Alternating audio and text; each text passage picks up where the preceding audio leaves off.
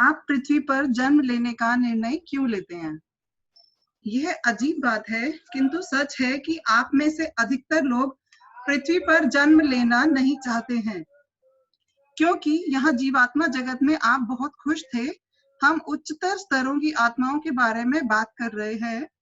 ऊंचा उठने की आपकी अधीरता, जोखिम उठाने की आपकी इच्छा, अथवा पृथ्वी पर आध्यात्मिक रूप से पतनशील होने वाले अपने परिजनों की मदद करने की इच्छा के कारण आप पृथ्वी पर दोबारा जन्म लेते हैं।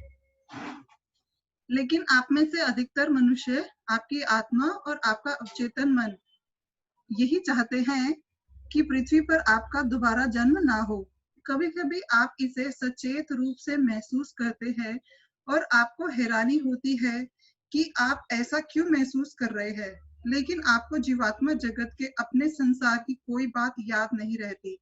कुछ देर तक आपको हैरानी होती है और फिर आप इसे भूल जाते हैं। आप में से कुछ लोगों को अपनी आत्मा और अवचेतन मन से ये अनुभव इतने प्रभावी रूप से प्राप्त होते हैं कि आपके भौतिक मन को इसे सुनना ही पड़ता है। आप जीवात्मा जगत में प्रशिक्षण और अनुभव प्राप्त कर सकते हैं, लेकिन उच्चतर स्तरों तक पहुंचने में हजारों साल लग जाते हैं। इसलिए इसकी बजाय आप कुछ 100 सालों में उच्चतर स्तरों तक पहुंचने की कोशिश करते हैं। यही है पृथ्वी पर आपके दोबारा जन्म लेने का कारण, अर्थात जल्दी नतीजे पाने की इच्छा। बहरहाल इसमें जोखिम यह है कि आप और अधिक नीचे चले जा सकते हैं और आपको अपना लक्ष्य हासिल करने में अधिक लंबा समय लग सकता है।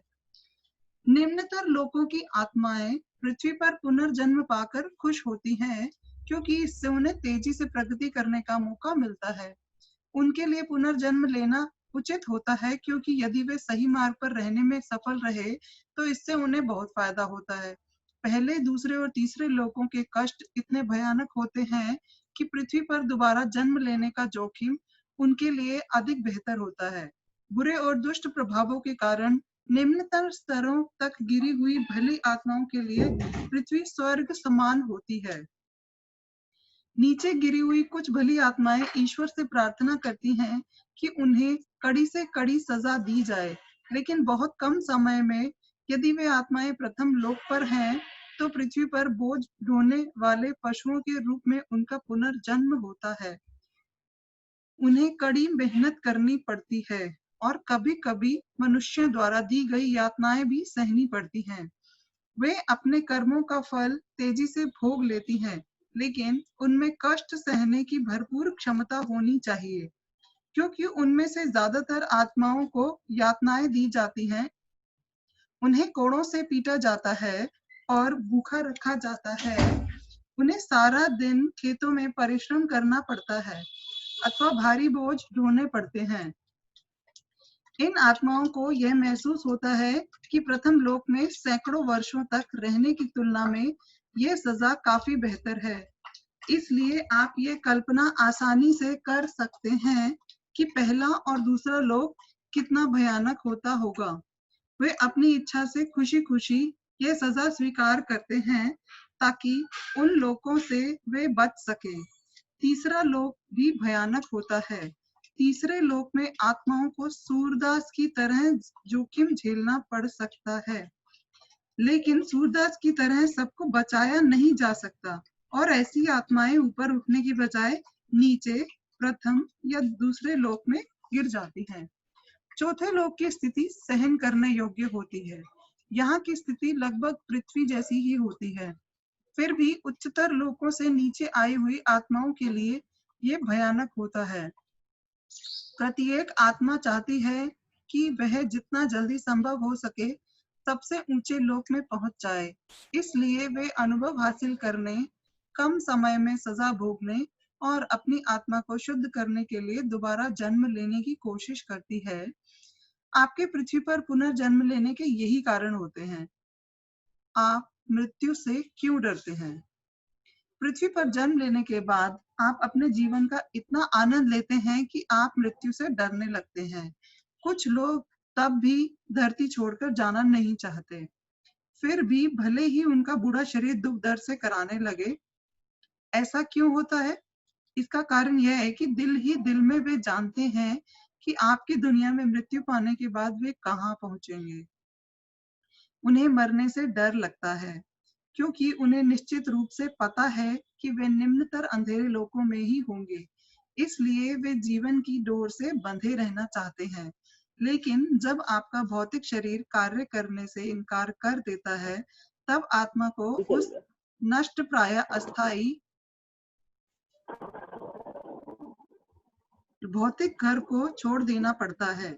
चाहे आप इसे पसंद करें या ना करें, आपको पृथ्वी पर मरना ही पड़ता है। पृथ्वी पर कुछ ऐसे भी लोग हैं जिनके दिमाग को ऐसे भ्रष्ट किया गया होता है कि वे मृत्यु को एक भयानक घटना समझते हैं। वे मृत्यु शब्द से भी डरते हैं। इस डर से मुक्त होना उनके लिए लगभग असंभव हो जाता है और वे पृथ्वी पर अधिक से अधिक समय तक जीने के लिए संघर्ष करते हैं। जब ऐसी भली आत्माएं आपकी दुनिया छोड़कर जीवात्मा जगत के उच्चतर स्तर पर पहुंचती है, तो वे 5वें, 6ठे और 7वें लोकों की ऐसी सुंदरता, सामंजस्य और प्रेम देखकर हैरान रह जाती है और उन्हें पृथ्वी पर मृत्यु से डरने का अफसोस होता है। आत्महत्या पाप है। आपको मृत्यु से डरना नहीं चाहिए, ना ही समय से पहले अपनी मृत्यु के बारे में सोचना चाहिए। यह फैसला केवल ईश्वर को ही करने दें कि आपको जीवात्मा जगत में कब आना है। आत्महत्या करना आध्यात्मिक दृष्टि से गलत है। ईश्वर हमें पृथ्वी पर पुनर्जन्म लेने का अवसर देते हैं और आत्महत्या कर हम ईश्वर के विरुद्ध जाते हैं। आत्महत्या एक पाप है। आत्महत्या करने से आप निम्नतर लोकों में गिर जाएंगे और हमें यकीन है कि आप ऐसा कभी नहीं चाहेंगे।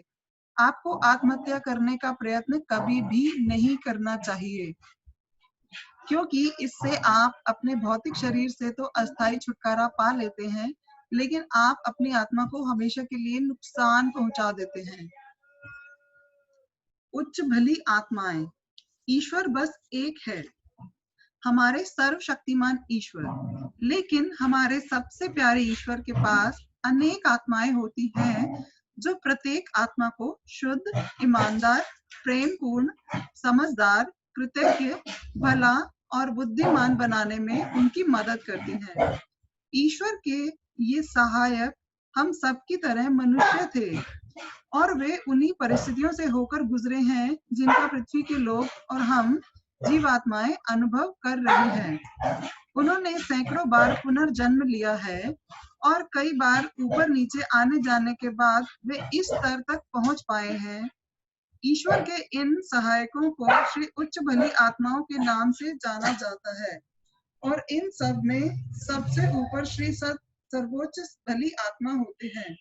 उच्चतर स्तरों पर हम उन्हें अक्सर देखते हैं, लेकिन चौथे और उससे नीचे के लोकों में वे कभी कभार ही दिखाई पड़ते हैं, क्योंकि वे यहाँ अदृश्य रहना पसंद करते हैं ताकि उनका काम आसान हो।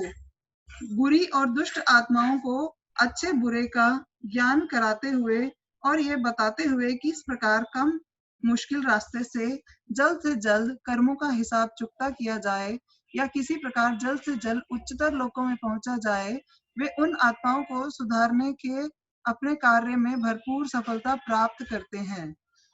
जब भी वे हमारे करीब होते हैं, तब हम बहुत खुश और प्रफुल्लित महसूस करते हैं। यदि हमें किसी मदद की जरूरत होती है, तो वे तुरंत हमारी मदद करते हैं। ज्यों ही कोई आत्मा, चाहे वह प्रथम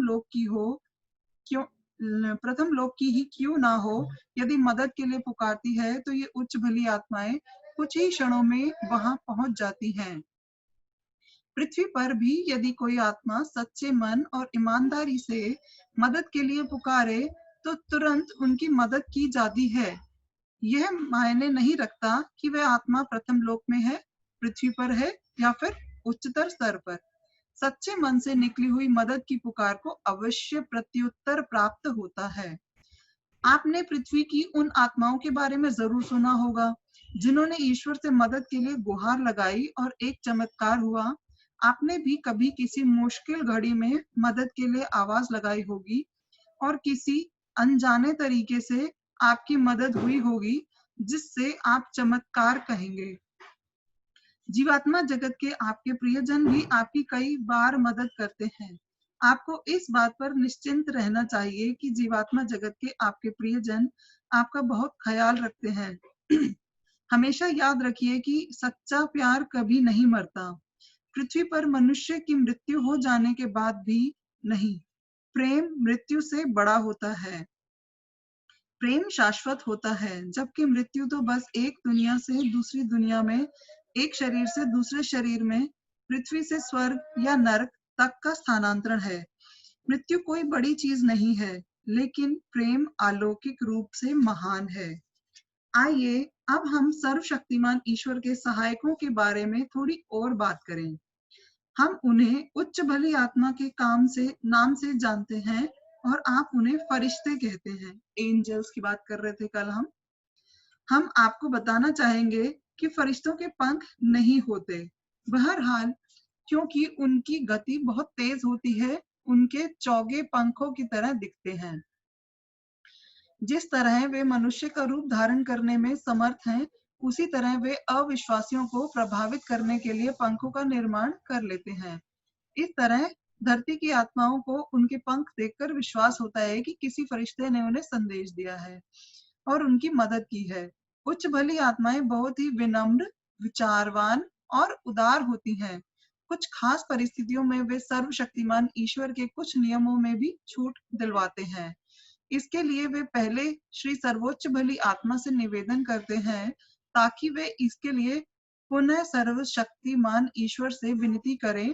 आपात परिस्थितियों में यह अनुमति कुछ ही क्षणों या मिनटों में प्राप्त होती है। यदि बहुत आपात स्थिति नहीं है, तो इसमें कुछ घंटे या अधिक से अधिक कुछ दिन लगते हैं। जब कभी भी हम कुछ ऐसा चाहते हैं जिसकी सामान्य स्थिति में अनुमति नहीं होती, तो हम अपने लोक के प्रमुख से विनती करते हैं। वे हमारी बात ध्यान से सुनते हैं और कुछ सवाल करते हैं, और यदि उन्हें लगता है कि हमारी विनती सही है और इससे किसी को कोई नुकसान नहीं होगा, तो वे हमारी सर्वोच्च भली आत्मा से, हमारे सर्वशक्तिमान ईश्वर से अनुमति लेने की प्रार्थना करते हैं। यही पृथ्वी की दुनिया और जीवात्मा जगत के बीच का अंतर है। हमारे लोकों के शासक इतने विनम्र, उदार और विचारवान होते हैं कि हम हमेशा उनके साथ बेझिझक बात करने के लिए स्वतंत्र महसूस करते हैं। वे इतने ईमानदार, भले और प्यारे होते हैं कि हमें उनका भय कभी महसूस नहीं होता। वे इतने निस्वार्थ होते हैं कि हमें उन पर भरपूर विश्वास होता है। वे प्रेम पूर्वक और विनम्र तरीके से हमें समझाते हैं कि कुछ चीजें गलत हैं, और यह भी कि वे गलत क्यों हैं। वे कभी भी हमारी विनतियों को कठोरता पूर्वक खारिज नहीं करते। यदि उन्हें लगता है कि वे गलत है, तो वे हमें इसे समझाते हैं और हमें वे समझने में मदद करते हैं कि यह क्यों संभव नहीं है। वे बहुत ही विवेकशील और दयालु होते हैं। हम उन पर पूरी तरह विश्वास करते हैं और उनका सम्मान करते हैं। उनके आदेशों को हम खुशी खुशी मानते हैं, क्योंकि हम जानते हैं कि वे हमें कभी गलत मार्ग पर नहीं जाने देंगे। ये है सर्वशक्तिमान ईश्वर के सहायक, हमारी उच्च भली आत्माएं और आपके फरिश्ते।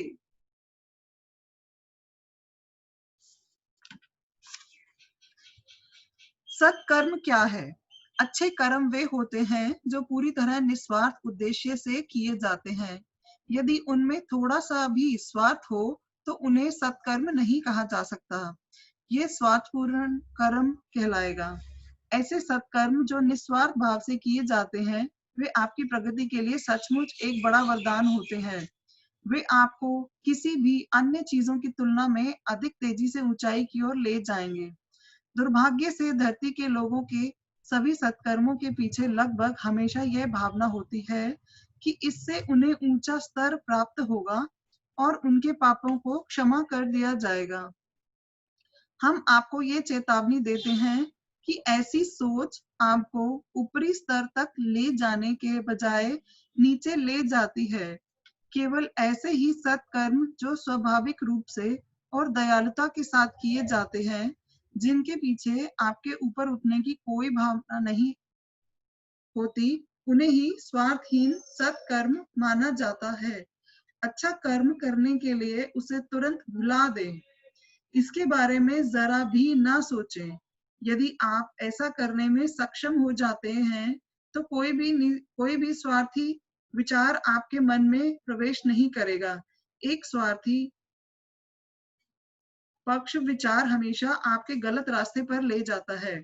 इसलिए यदि आपने स्वाभाविक रूप से और भलाई के वास्ते कोई अच्छा कर्म किया हो, तो उसे तुरंत भुला दें। अच्छे कर्म यदि बिना सच्चे पश्चाताप के या पूरी तरह कर्मों के फल भोगने से बचने और क्षमा प्राप्त करने के उद्देश्य से किए गए हों, तो वे निस्वार्थ सत्कर्म नहीं होते। वे आपको कभी भी उच्च स्तर की ओर नहीं ले जा सकते। ये बात हमेशा ध्यान में रखें। अच्छे कर्म करने से पहले यह सुनिश्चित कर लें कि आपका उद्देश्य बिल्कुल भी स्वार्थपूर्ण ना हो। यदि आप ऐसा करने में सफल होते हैं, तो आप इसे भुला देने में भी सफल होने चाहिए। इसमें सफलता प्राप्त करना पूरी तरह आपके अपने हाथों में है। उदाहरण के लिए, यदि आप अपने प्रियजन के लिए कुछ करते हैं, तो आप उस बात का प्रचार करने की परवाह नहीं करते और ना ही इस पर दोबारा सोच विचार करते हैं। उस प्रिय व्यक्ति के प्रति अपने प्रेम की खातिर आप ऐसा करते हैं। आपको उनकी परवाह करना अच्छा लगता है। आप उन्हें सुखी देखना चाहते हैं और आप उनके लिए त्याग करना भी पसंद करते हैं। इसलिए आप जो कुछ भी अपने प्रियजन के लिए करें, उसमें आनंद लें और फिर उस कर्म को इस तरह भूल जाएं जैसे कि वह एक स्वाभाविक बात हो और जिसमें सच्चा प्रेम अभिव्यक्त किया गया हो। हाँ, इसके लिए यह जरूरी है कि आपका प्रेम सच्चा हो। एक ही पल में आपका अच्छा कर्म स्वार्थपूर्ण कर्म में बदल सकता है। इसलिए इससे पहले कि आपको ज्यादा सोचने का मौका मिले, इसे भुला दें। तो याद रखें, थोड़ी सी भी स्वार्थपूर्ण सोच आपके अच्छे कर्म पर पानी फेर देगी।